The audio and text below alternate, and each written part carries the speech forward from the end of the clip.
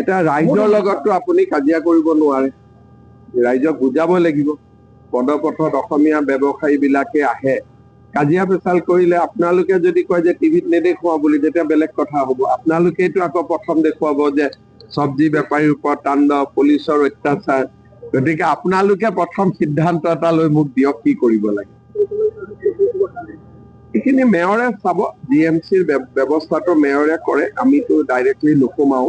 গতিকে আপোনালোকে মেয়ৰক সুধিব, তেওঁ কিবা যদি পৰিকল্পনা আছে তেওঁ আপোনালোকক ক'ব পাৰিব। হ'ব, এটা আনন্দৰ দিন।